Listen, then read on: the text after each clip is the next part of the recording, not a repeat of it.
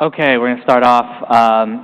Thanks everyone for being here. I'm Will Nance. I cover payments and fintech here at Goldman. And today we are very fortunate to have Chris, CFO of Visa. Prior to joining Visa, Chris spent over 20 years at Microsoft and held a number of senior roles there. Chris, really appreciate you being here today and looking forward to the discussion. Hey, Will. Great to be here. Thanks for having me. Awesome. So maybe to kick things off, we've got to start a little bit more big picture in terms of what you're kind of seeing out there. The focus on July spending trends at earnings was on some more of the kind of timing-related factors. I think as we got through the summer, the focus shifted more towards employment trends and some of the cross currents in the macro. How are you kind of feeling about the overall environment? Have some of those timing-related things in July kind of faded? Yeah, when we talked about our results in July, we did give the 3-week update for the first 3 weeks of July, and we talked about a number of these one-time factors. Weather was one of them. I talked about Hurricane Beryl, and so it's sort of interesting. I would have never imagined talking about weather as much as I have over the last few earnings calls. But it's also a good reminder. It is 3 weeks of data, and so small things can impact 3 weeks that really aren't necessarily material to the quarter in total. And so like what happened in January when we also had a little bit of a slow start in some of the numbers, we have seen the quarter-to-date results rebound. And so quarter-to-date, things are looking generally stable with Q3, and that's in the U.S. and a number of major markets around the world. And I'll sort of give you some numbers. U.S. payment volumes, quarter-to-date through August, up 5%, which is consistent with Q3.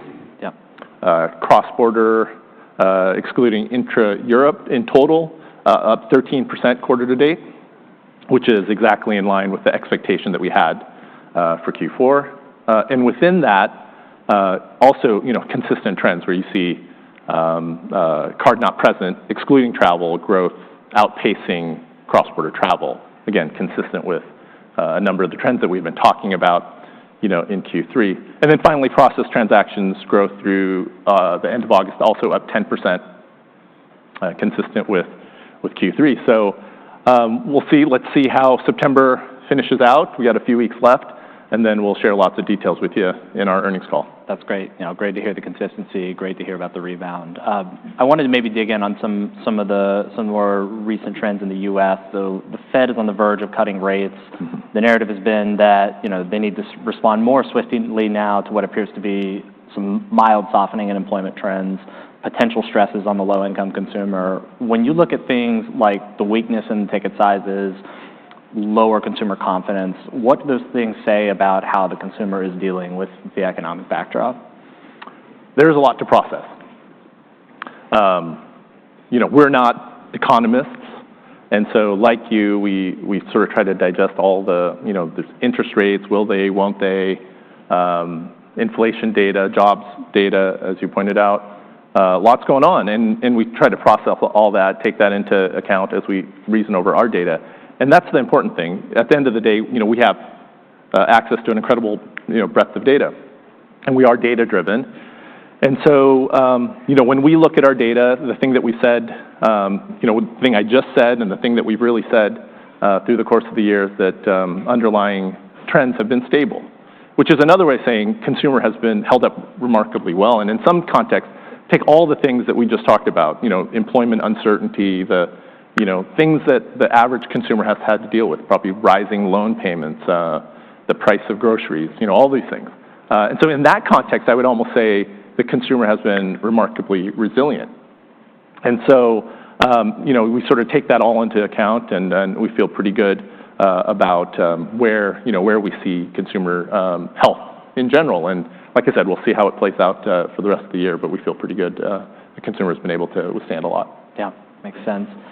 And then just finally, I wanted to discuss maybe some of the trends we've seen out of APAC. I think it's been fairly well telegraphed, some of the softening trends, particularly in mainland China. You tweaked your volume expectations early in the year as a function of what you're seeing there. Any updates on just APAC trends more broadly? Sure. We're at the end of our fiscal year. We're like weeks away from the end of our fiscal year.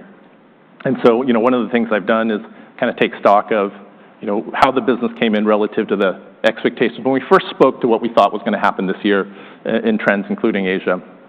And we've kind of taken a moment to do that. Many things have played out as we expected. One of the things that I'm pleased to be able to do was to be able to reiterate our view on consistently throughout the course of the year on revenue and EPS growth, low double-digit revenue growth for the full year, and we reiterated that. That's on an adjusted constant currency basis. We reiterated that in our last earnings call as well, and so we feel good about that. What's happened in Asia, that's played out differently than we expected 10, 11 months ago. And it's played out differently in a couple ways. One is, as you referenced, volumes, which really is impacted by domestic volumes.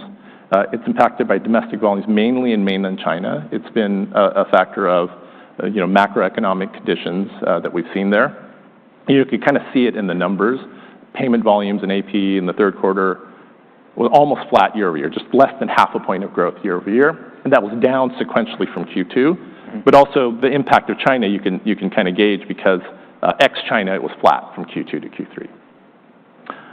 That's also impacting the payment volume, as you mentioned, but it doesn't impact processed transactions because we don't process domestically in China. And from a revenue standpoint, that volume didn't have much impact on the revenue for the year. So that's sort of the story of what we're seeing in AP in domestic. And then the other part that's played out differently has been cross-border travel in and out of Asia. At the start of the year, we talked about the fact that AP had been a laggard. Like all the other regions were pretty well ahead of 2019 levels, pre-pandemic levels of travel. And in Asia, it was a laggard. And so our analysis, our trends, our best guess at the time was that it would make up that gap. We'd close the gap a bit, and AP travel would recover. It's continued to recover, not at the pace that we anticipated at the start of the year. And there's been a number of factors. We talked about sort of the macroeconomic weakness, but also currency. Not just it's been in Japan, like low exchange rates, Japan, Taiwan, Korea. Flight capacity, flight bookings and capacity still well below 2019 levels. And so that's been, something that we've continued to monitor very carefully. And so those are sort of the two parts that I think have played out for the year differently. But really, if I zoom out, I still think, I just want to say this, which is, when we look at Asia, we'll get through whatever near-term challenges that presents. And Asia for us still represents an incredible growth market. To bring that to life, just last week I met with an important client from Indonesia. They brought a number of their senior execs. They came to Visa, excited to work with us, excited to grow together. And a market like Indonesia, it's a population of 280 million people, which is not that far below the size of the U.S. Right.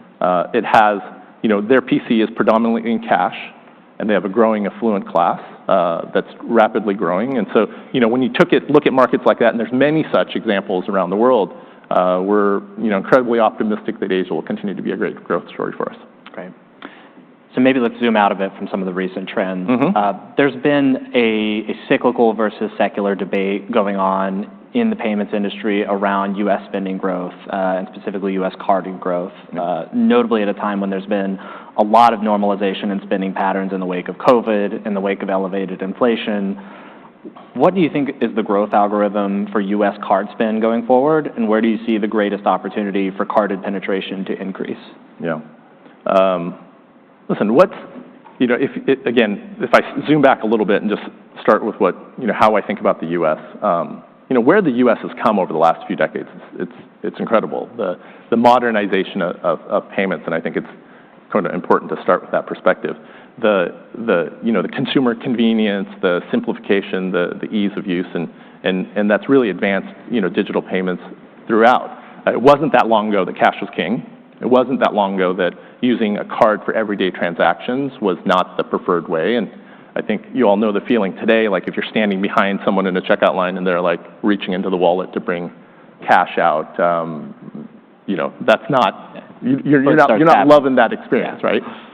And so I offer that because I think it's sort of important to say, like, structurally, fundamentally, the way transactions and commerce happens is just different, and it's a permanent different. And so digitization and modern payments is the new normal. But I know that's not the question you're asking. You're sort of saying, hey, but now, now that we can admire sort of stuff in the rearview mirror, but where are we now? And, is that music sort of slowing or stopping? And from where I sit and where we sit from Visa, the answer is absolutely no, it's not stopping. Let's talk about sort of the opportunity ahead. Recently, we shared an updated view of the consumer payments opportunity globally. It's a $20 trillion opportunity still in front of us. And that $20 trillion is comprised of cash and check, which is roughly half that volume, half that addressable opportunity. ACH and other forms of digital payment as well make up, and other domestic schemes make up sort of the remainder of that. About a quarter of that, 20 trillion is a ginormous number. Right. And about a quarter of that opportunity is still in the U.S. By our estimation. So how do we go after that? How do we continue to grow, at or above PCE levels? We continue to go after the remaining cash through focused efforts around engagement and acceptance, things like tap to pay, where the U.S. is now at 50%, which is roughly 30 points below the rest of the world, which is roughly about 80%. And that's taking place in an environment where 80% of face-to-face transactions take place at merchants that are enabled for contactless. And so, you could easily see sort of the path there. Focused acceptance strategies like transit has been a key unlock in that. So, hence, a city like New York has gotten to 75%, the first major city in the U.S. to go do that. E-commerce is another way that we continue to, e-commerce really took off over the last few years, especially with the pandemic accelerating. Obviously, cash isn't an option in an e-commerce world. And we do this by continuing to innovate in solutions and products and services that make that, e-commerce experience even better. We talked about a number of things at our Visa Payments Forum back in May, flexible credentials, payment passkeys, data tokens, things like this. All continues to make the e-commerce experience even greater. So that's sort of the cash story. But then, you could zoom out and say, okay, there is a lot of flows that are traditionally not carded, right? Whether that's rent, whether that's loan repayments, and we have great solutions that we're going after to continue to penetrate into that addressable opportunity. And then the third thing I'd say is you can think more expansively then and think about our business is really diversifying at a pretty rapid clip. And so, I know we're focused on consumer payments quite a bit, but you have a large and growing, value-added services business. You have new flows that are outside of the traditional consumer to payment business, consumer to merchant business. And so that all sort of affords us the opportunity to continue to see healthy growth in the U.S. And then maybe the last point I'd make is, there's plenty of examples as well of markets that are even further penetrated than the U.S. And they continue to see very healthy growth for a lot of the reasons that I talked about. And so, when you add that all up, our optimism about the runway ahead for the U.S. remains, very high. So given what you're expecting in terms of spending growth and cash penetration for the next several years, you just talked about the trends in the U.S., but if we broaden it out to the entire world, do you still see runway for Visa to be a double-digit top-line grower for years into the future? Yeah, I mean, we like, we've talked consistently about kind of the components of our growth story, and we like those components. It's consumer payments, it's value-added services, and it's new flows. I talked a little bit about consumer payments in the context of the U.S. already, which I said was a quarter of the 20 trillion. So, maybe the simple way to think about that globally is you sort of multiply that by 4 and take all the things that I said about, things that we do in the U.S., but then also add on to the fact that there's many markets in Africa, in Asia, in the Middle East, and Latin America, where cash is still, predominantly the bigger portion of the total PCE, and so they're much earlier in the cash digitization life cycle, and so globally feel really good about the consumer payments opportunity around the world in the U.S. and outside the other markets. Great. So then there's our value-added services and new flows opportunities, and both those businesses have continued to grow really healthy. We got good momentum. I think we have good strategic focus and good execution along all of it. For value-added services, Q3, $2.3 billion, growing 20+% again. For the every quarter this year, we've grown north of 20%.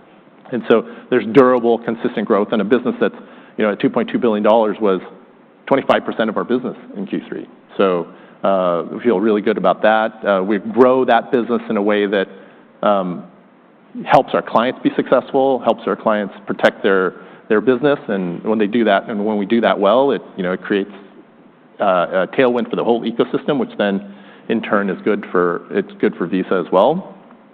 And then new flows. New flows for us is maybe the biggest addressable market opportunity. It's early days, but it's really one of the biggest. We've sized that at $200 trillion. And at $200 trillion of addressable opportunity, that's 10x the consumer payment opportunity that I just talked about. My partner and friend, Chris Newkirk, who's the leader of our new flows business at Visa, he likes to point out that $200 trillion, that's 44 times the total U.S. federal tax income in a year. And so think about all the tax revenues collected in the U.S. in a year and times that by like 44. And that's the size of the opportunity that new flows represents. If I just take one sliver of that, so the most mature piece of that opportunity is our carded B2B business in VCS. That's $20 trillion as a market. So it's 10% of the total opportunity. And that $20 trillion opportunity in 2003, our payment volume was 1.6 trillion of that. So it's less than 10% of a sliver that is less than 10% of the whole opportunity. And so when we look forward, obviously, like I said, it's early days and there's lots of work to do, but the greenfield opportunity here in new flows is really exciting. And so again, looking at consumer payments, this is the business we've been in for many years, and we know how to operate there and continue to grow value-added services, the execution, the size, the breadth, the momentum, and the opportunity in new flows. When you put all that together, you can see sort of the reason why I'm bullish about our growth. Yeah, makes a lot of sense. I wanted to round out the discussion on some of the recent events. The litigation headlines around the networks have remained in focus since earlier this year. And I think one question that we've got a lot recently is around credit interchange reductions as a potential remedy to what's been happening. And so the question goes, if banks have to absorb less revenue from credit cards, does that bleed over to the economics that the networks get and that you're able to charge? Can you maybe address that specifically? Mm-hmm. And then anything else that you'd like to touch on the recent topics around litigation? Yeah, sure. So I'll start with, I'll get to your question. I'll start with a little bit of our perspective on litigation. We are obviously disappointed with the judge's ruling to reject the settlement. We thought the settlement was fair and provided for meaningful relief to all merchants. And we think the decision actually failed to take into full consideration the complexity of the multi-sided ecosystem that we operate in. So we're going to continue to pursue settlement. We think that's the best course of action. At the same time, we'll continue to explain and educate our point of view on A, the complexities of the ecosystem that we operate in, B, the key components of the settlement agreement, and C, the fact that we think the terms were good for merchants of all sizes, and finally, that an agreement of this nature is good for the U.S. payments ecosystem broadly and continues to ensure that it remains the most advanced in the world. So we'll continue to do those in parallel. A couple other points. We can and will. A settlement can be pursued and negotiated and agreed upon, before any potential trial, during a potential trial, even after a potential trial. So settlement is on the table, consistently. It's also a non-opt-out class. So that means we negotiate with the merchant class counsel. And then finally, to your question, while I can't comment on specifics about a settlement in discussion, the thing that I'd offer is that the Durbin Amendment on debit has something called an anti-evasion clause. And there was similar language in the agreement that we had put forth for review. And what that really means is that we can't do anything programmatically to systematically transfer network fees that we collect from acquirers or merchants and pass those economics along to issuers. And so that's prohibited by the anti-evasion clause And there was, again, similar language like that in the proposed settlement. And like I said, most importantly, we're going to continue to pursue settlement, and we're committed to that. Got it. Appreciate that. I know it's nuanced, but it is important. So I appreciate you going through that. Okay, let's switch gears to something much more exciting: value-added services. Big picture, can we talk higher level about strategy around the importance of value-added services to the long-term story? Mm-hmm. So you've made, for so long, Visa's made so much money with this very simple, high-margin way of taking a very small percentage of a very large and growing number. Mm-hmm. How do you think the mix shift of the business towards value-added services and away from the base card network means for the business? How does that change the economics and the way that the participants in the ecosystem derive value from the network? You're right. This is a much more interesting question and topic, and much more exciting.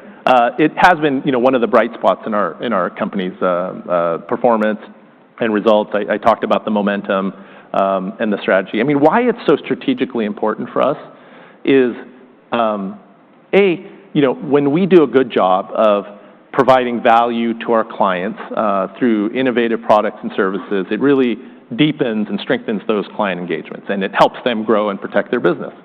And B, it's a great pipeline for innovation. So, it's our innovation pipe, new products, new services. It lets us, reach new addressable TAM. It also gives us the opportunity to expand geographically in a much more expansive way. And when we do both of those things right, it ensures that Visa remains the best way to pay and be paid. And it really has the sort of virtuous cycle effect of, when a client is more successful and they're growing their business, when their business is more secure, it increases volumes, and it, in turn becomes this sort of flywheel effect. And so that's why it's so strategically important. The second part of your question, where you talked about sort of the mix of business, and I think you used the word, shifting away from, and our network, sort of the traditional network part of the business, and that's different than the way that I think about it, certainly, because I don't think about it as a shift away. I don't think about it as an or. I think about it as an and. It's much more complementary in that nature, because I talked about sort of the flywheel and the symbiotic nature. If you look at sort of the composition of our VAS business and growth, I think that maybe that's a way to maybe highlight this a little bit.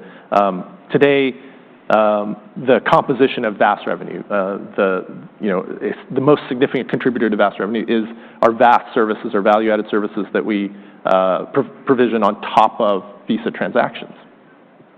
And so think about it again, like if we're successful there, we have the ability to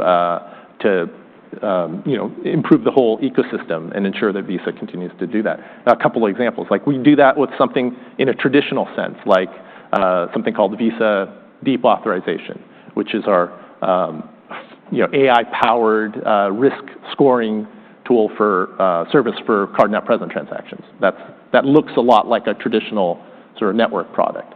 And then you have something that looks very different, like card benefits, which we provide to issuers so that they can differentiate the value proposition of their cards over their competitors. And so we're helping them grow their business through these variety of services. We also can then continue to grow across all transactions, not just Visa, but non-Visa as well. And so think about CyberSource, think about DPS, which is our issuer processor for debit in the U.S. These continue to grow on sort of volumes that are outside Visa and non-Visa. And then the third leg of growth for us is really unrelated to a payments network altogether. It's where we bring our deep expertise in payments, and we provide consulting and advisory services and marketing services, and that lets us, again, continue to grow the ecosystem. So all of this sort of is this great virtuous cycle. It adds to the health of the ecosystem. It grows the ecosystem, and as a result, we all sort of all the players in the ecosystem benefit, and that feels really good. Yeah. So these have become a much larger piece of the story over time. Mm-hmm. Over $8 billion run rate business annually, growing over 20%, as you mentioned earlier. Since we're asking more kind of CFO type questions, could you kind of help us break down and think about that $8 billion? What are some of the main components in the business today? Yep. And how do we kind of see that flowing through the P&L as we see it externally? Okay, yeah, let's get CFO-like here. So I talked about, sort of all the strategic reasons and the flywheel, but let's talk, and the future opportunity, but let's talk about sort of what the business looks like today, and the way that we manage the business. We look at the business across 5 service lines effectively. The first one is issuing solutions, which, per its namesake, their services targeting our issuing clients. It helps them, continue to issue cards and do all the things that they do well. Bucket 2 is acceptance solutions. So these are services for our acquirers and merchants on the other side of the aisle. Helps them optimize, receive digital payments, et cetera. 3 is risk and advisory services. So this really, looks after fraud and helps secure the network, and protect the network. And then the fourth one is the advisory and consulting services. That's the one that I talked about being sort of non-related to any particular network. It's consulting, it's advisory, it's marketing services. Yep. And the fifth one is the newest. It's the most nascent. It's open banking and primarily powered by Tink. And so you have 5 lines of business. They're distinct. They have sort of different attributes to them. They're all growing well. We're seeing good, healthy growth across all 5 lines of business. The second part of it is then sort of how does it show up in our financials? I talked about $2.2 billion growing which is 25% of our business and growing at the rate that it does. It shows up in a couple of ways. One is about 60% to roughly 2/3 of the business revenue, and this does vary from quarter to quarter depending on different growth rates. But let's say up to 2/3 of the business will show up as data processing revenue because it is related to a transaction. And then the remainder is split historically, at least typically, about 50-50 between service revenue and other. With service revenue capturing, for example, card benefits that are sold as part of a package, and other including marketing and advisory, as well as some card benefits like lounge access. Yeah. Now again, this can vary from quarter to quarter, especially when we see strong growth like we saw in Q3, where other grew 31% with strong advisory, strong marketing, and Olympics-driven marketing, and a little bit of pricing as well. And so that can vary from quarter to quarter. Got it. Okay, maybe we can pivot to new flows. Still early innings here. I know building scaled networks takes time.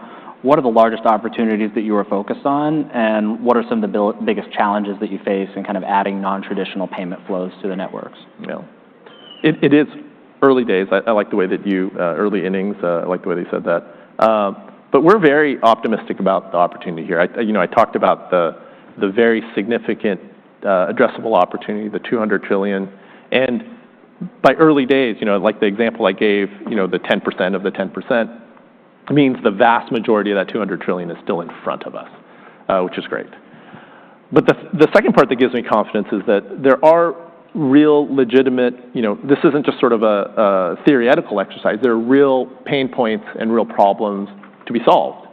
And Visa's in a unique position to help solve them, especially as you get into sort of the bigger B2B, AP/AR, and things like this. If you really sort of click into that, you see that processes are manual, they're inefficient, they haven't benefited. If you look what's happened on the consumer payment side, it took decades, right, to get to where we are today, which is this seamless, modern, simple experience. The commercial side has none of that today. And so, it is a long game to get to that point, but, you look at all the sort of manual nature of, just take an example, like a supplier, they have to match an invoice to a payment, they have to reconcile it, they have to get it into their ERP system. I mean, these are all manual processes and clunky and hard. And so any solution that Visa brings to the market will have to really modernize that. And if we do so, I think there's a lot to be unlocked. The third thing I point to, so one, the addressable opportunity. 2, real problems, real pain points to be solved.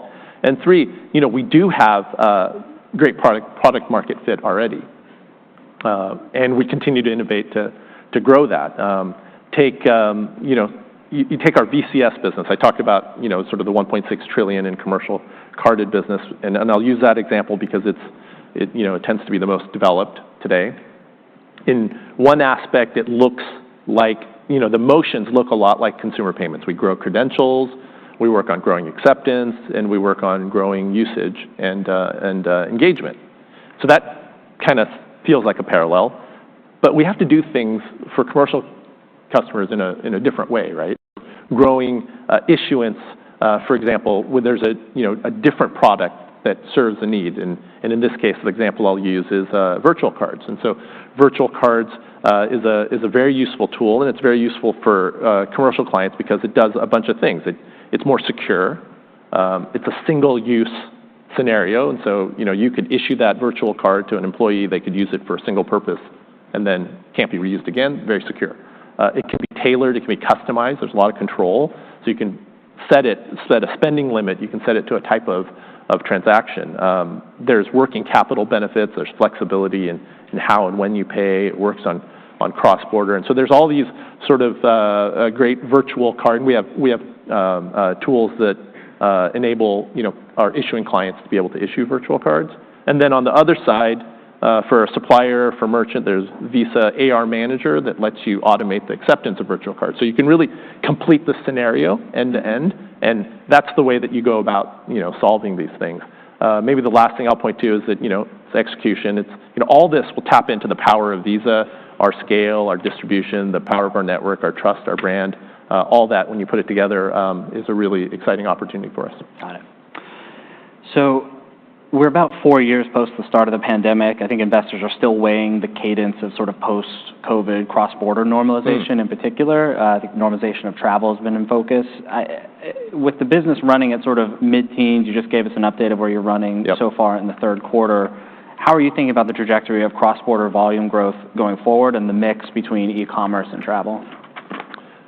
Yeah, really good question, and one that we've stared at a lot. Because you can imagine, because cross-border for us it is impactful to our P&L, and so it's super important for us, and we're very focused on that. You mentioned sort of pre-COVID, post-COVID, so let's kind of do the walk a little bit. So pre-COVID, total cross-border volume growth, ex-intra-Europe, the growth was, let's say, high single digits to low double digits, depending on a period. And within that, the e-commerce piece grew a little bit faster, and cross-border travel grew a little bit slower. And the e-commerce piece was about a third of the business in total. Obviously, the pandemic happened. E-commerce kind of took off. Travel kind of went away for a bit. And today, what do we have today? So today, when we look at the business, there's been sort of a permanent structural shift. We have e-commerce that is now about 40% of the business. And it's continuing to grow at a very healthy clip. It sort of continues to grow at the pre-COVID levels. It's sort of normalized. It's the most normal year, I think we called it, that we've had in a while. It's normalized, and in fact, it's even outperformed that in recent quarters a little bit. So we've kind of found what we feel like is a new normal for e-commerce, and it's a bigger portion of the business, total. Travel's the one, that has been harder to predict. Like, it's continued to be elevated in a bunch of regions. It's lagging in AP. We talked about that. I think anyone who's been in an airport recently, you see, it's busy. Travel doesn't look like it's abating. But it's kind of difficult to know exactly where that's going to fully settle out. We think AP will continue to improve at a slower pace. And when that all settles out, we'll certainly share with you the results when we see it. But net, when you sort of add it together, you have now a bigger portion of the business that's weighted toward e-commerce cross-border, and that's a tailwind to the total cross-border growth, and that's kind of how we see it, and that's how we've been explaining it in each quarterly call. Got it. We're about to hit time here. I wanted to just maybe turn over to incentives. These have been hanging in the 27 to 28% range as a percentage of gross revenue for a while now. We're a little elevated in the first part of the fiscal year. You're calling for that to kind of slow in terms of the year-over-year growth exiting the year. What is your outlook for incentives over the longer term, and then shorter term? Are there any kind of chunkier renewal dynamics to be mindful of in the coming years? Good. I can answer this one in 30 seconds, so Great. We'll do it. When we started the year, the directional guidance we gave was that 24 growth, year-over-year growth would be below 23, it was a factor of the renewal, the volumes of renewals that we anticipated. We had a bigger renewal year in 23. We have less in 24. But the thing I'll say is, and I get why you asked, there's interest in sort of this percent of gross volumes, and I'll say this again, and I've said it before, and I'll say it again, it's just not consistent with how we manage the business. Sure. We really think about, how do we align with our clients to grow volumes, to expand into new markets, expand into new geos, to grow net revenue. And if we do that, it'll take care of itself at the end of the day. And that's our worldview. We're focused on those things. We're going to grow volumes. We're going to help our clients be successful, and we're going to grow net revenues in the process. Great. Well, at that, we're out of time. Thank you so much for joining us today. Really appreciate the discussion. Great. Appreciate it. Thank you, everyone.